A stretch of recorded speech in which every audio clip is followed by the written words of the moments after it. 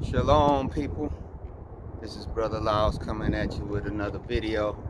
I want to thank you for tuning in to my channel on today.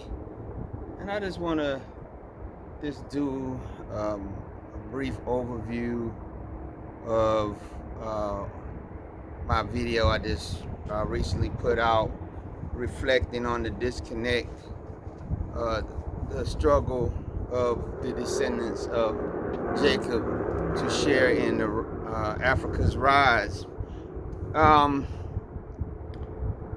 Just looking at the viewer count, and on the one I did on Burkina Faso, I know that there's some of you in here that are watching these videos that are from the continent.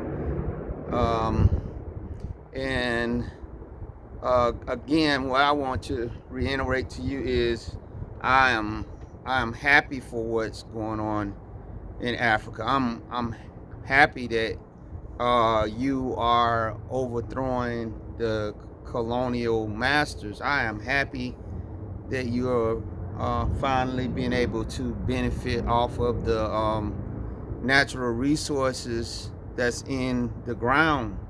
I'm happy for that.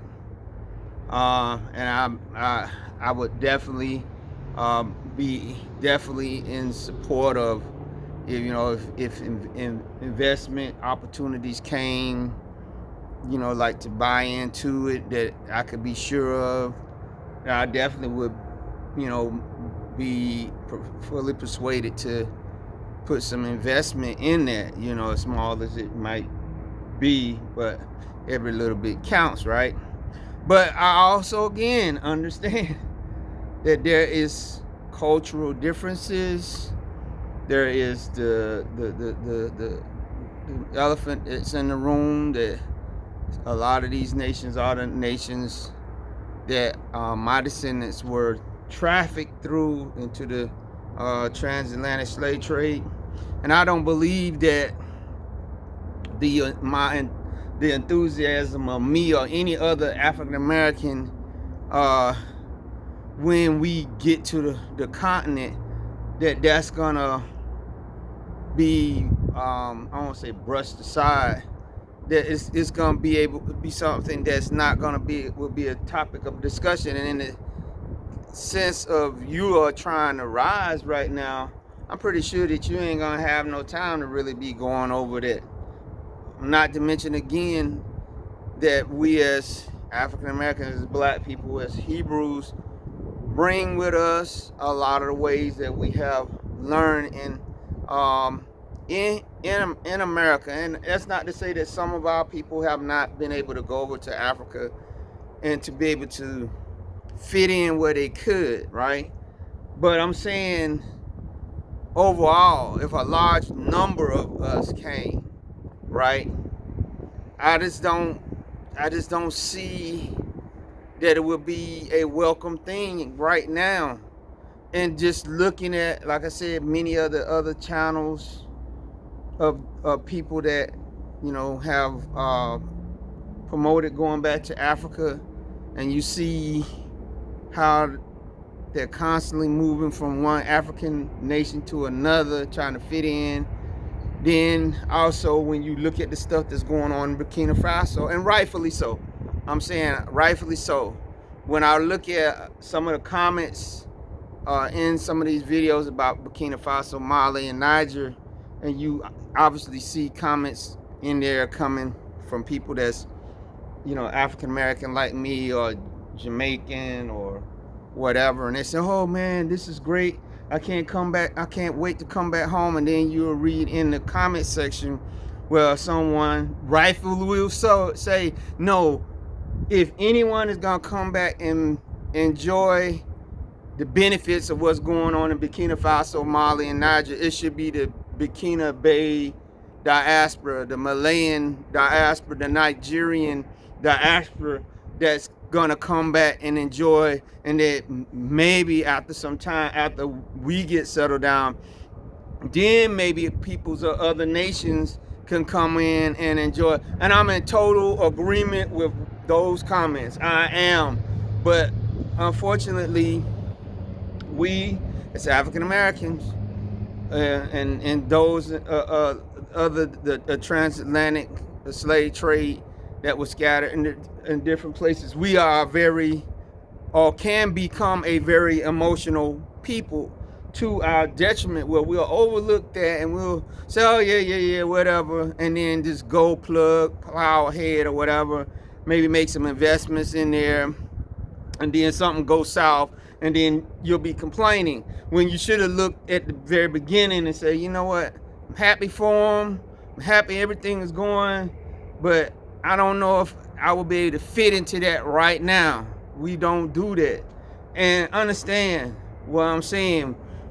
One day we might not have the luxury of doing that, right? Where we can say, hey, you know, we ain't gonna fit in, you know, we shouldn't go there. The day might come where if things get so bad here in the West, that there would be a mass migration, but that day has not came yet. The Most High Yah has been gracious to us. And if it's those of you out there that believe in what you believe the Bible says about there going to be a second Exodus, we know that second Exodus was a massive thing, and a large group of people came up out of Egypt and left as that country came down. That day will come with America. I do believe that. Even though I am an American, I can see, even if I didn't have the thing of my ancestors being brought here in chains, even if I didn't have that view that it was coming to America for all the things that it did to my descendants, even if I was not that person, just looking at all the stuff that America has done outside of the slave trade, how it has destabilized African nations, how it has contributed to pollution and all these different things on the planet, we know that every great empire has a rise and it has a fall, and that eventually that's going to happen. That has not happened yet. As I have said in many of my videos in the past, America still has great potential to create wealth. There's no doubt about it. Don't care what you feel about the nation, it still has great potential to create wealth. And also we got to look at the elephant in the room. It does have one of the largest nuclear stockpiles in the world, and as long as they have the propensity to put their finger on the trigger, that will always be the ace card that America can always hold. Just like Russia, when that stuff was going on in Ukraine, and they was telling people, hey, look, don't put no NATO troops here in this NATO conflict.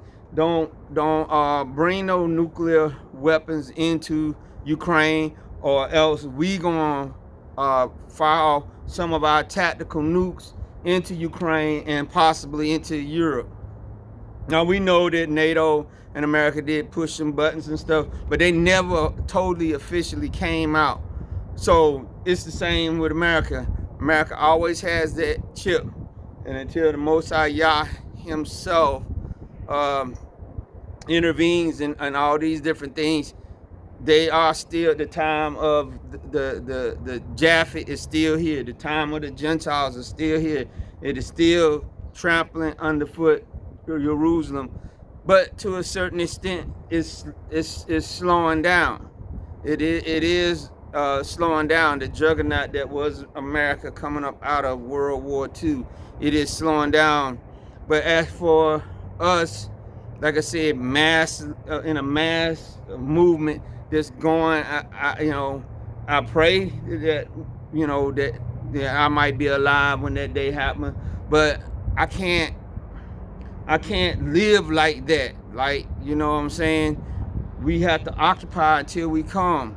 The main thing, like I said, to you that are watching this channel, that are from Africa, that are from Burkina Faso and any of those other places, those are not to say that I don't support what's going on. I do support what's going on. I do hope you totally get everything you want, but I just got to be realistic and say, hey,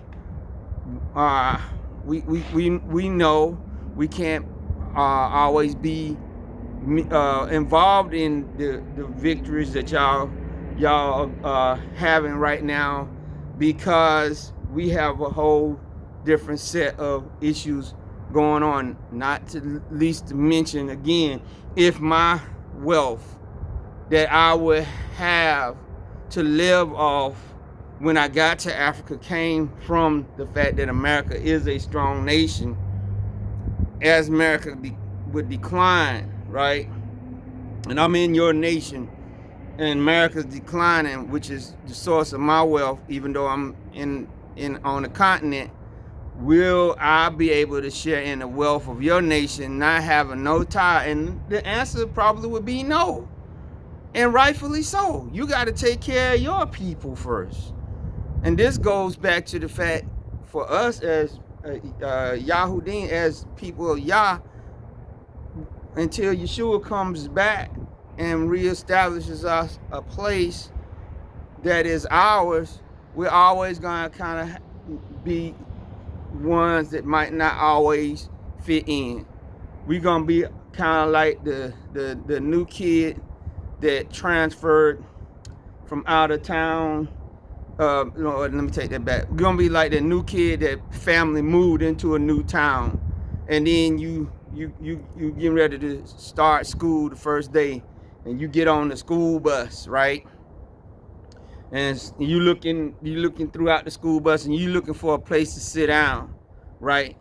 And you go sit down, and people say, hey, new person, you can't sit in that seat. That seat belongs to so-and-so. They've been riding in that seat for the last couple of years. You can't sit there. So then you're going to get up and you're going to go to another seat. And they say, no, you can't sit there, so-and-so. And then it's going on and on and on and on until maybe the bus driver say, hey, come up here and sit behind me. This seat is one nobody want to sit in. Sit in this seat right here. Nobody want to sit behind the bus driver, because, he'll be in direct sight of him. It's kind of be always kind of like that for us in a sense, and especially if a mass group of us moved over. Now, again, it is sprinkles of us that can possibly go over there and fit in or whatever. There's no problem. And some people can even adopt the whole culture of that or whatever. And y'all bless them. But overall, AA that would come, that's not so. But that still doesn't mean that we're not supporting you in our heart. So I want you to, take this message as it was given. Like I said, I want you to be victorious in what you're trying to do. And so, again, just pray my strength in the Most High Yah, and give this video a thumbs up, subscribe, leave a comment, and share. Be blessed.